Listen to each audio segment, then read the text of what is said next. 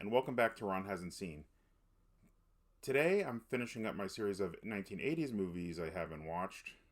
Oh, there's still plenty out there, just this series, with 1989's Rob Reiner romantic comedy, When Harry Met Sally. It was written by Nora Ephron, and it stars Billy Crystal and Meg Ryan, with Carrie Fisher and Bruno Kirby. So we first meet Harry and Sally when they're both leaving the University of Chicago to move to New York. Harry is dating Sally's friend Amanda, and they are driving together to New York City. On the drive, Harry discusses his theory that men and women can't be friends because sex gets in the way. And after he tells Sally he finds her attractive, she accuses him of hitting on her, and they just go their separate ways once they reach New York. 5 years later, they meet again on a flight with similar results, despite both being in long-term relationships at the time. 5 years after that, they meet again, this time in a bookstore, right after Harry's wife leaves him and Sally just broke up with her boyfriend she's been with the whole time. So they begin talking, commiserating, hanging out as friends. But then they awkwardly kiss at a New Year's Eve party, so they decide to set each other up with their friends, who instead end up getting engaged to each other. A short while later, Sally finds out her ex, Joe, is getting married, so she calls Harry up, who comes over to comfort her, and they end up sleeping together. Harry feels really awkward about this and leaves first thing in the morning, so their friendship starts to fall apart. That next New Year's Eve, Harry tracks Sally down at their friend's party and declares his love for her, and they end up together. The film also features a framing device of interviews with couples that kind of separate the different phases of the relationship in different sections of the movie, with the final couple being Harry and Sally. You know, I had just dismissed this as a standard romantic comedy chick flick, and that's why I never watched it, despite the fact that I really like Rob Reiner, Nora Ephron, and Billy Crystal. And while it does end in a kind of sappy and romantic way, the comedy of the film is really the front and center, and I think I should have expected that.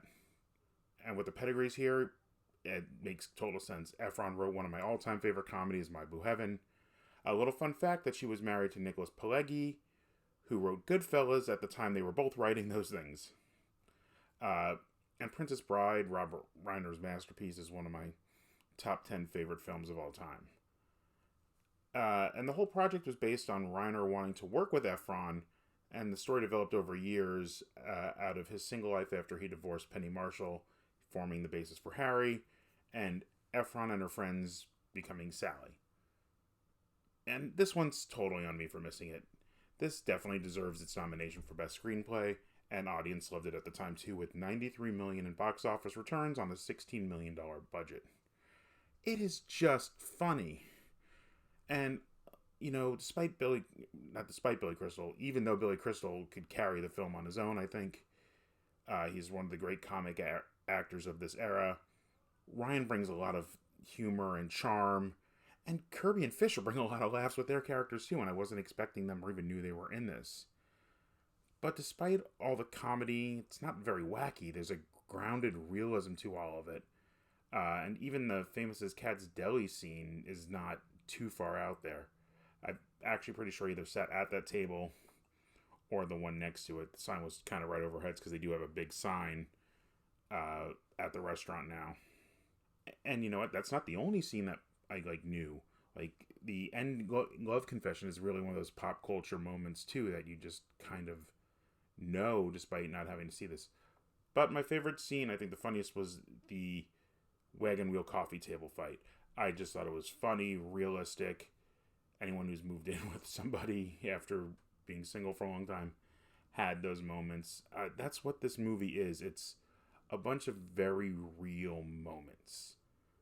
There's a lot of truth to the relationship as both friends and the romance. I think it's just so relatable, and I think anybody can relate to it. So don't dismiss this as a chick flick. I know I lumped it in with some of the others I haven't seen. I think Ephron wrote some of them with Sleepless in Seattle and You've Got Mail. I lumped them together, and I probably need to see those two, even though I've always dismissed them in the same way I dismissed this. So yeah, I really found myself laughing this whole movie and loved it. I recommend it. You know, guys especially, like, don't pass it up. Watch this one. That's it for this episode of Ron Hasn't Seen. I don't really have that much to say. It was a funny movie with great acting, well directed, shot well. Barry Sonnenfeld, who went on to become a director of things like Men in Black. Just really good movie. Watch it. And thank you guys for watching Ron Hasn't Seen. Going to be coming back next time, starting our Halloween series with Halloween. Thanks again, and have a good night.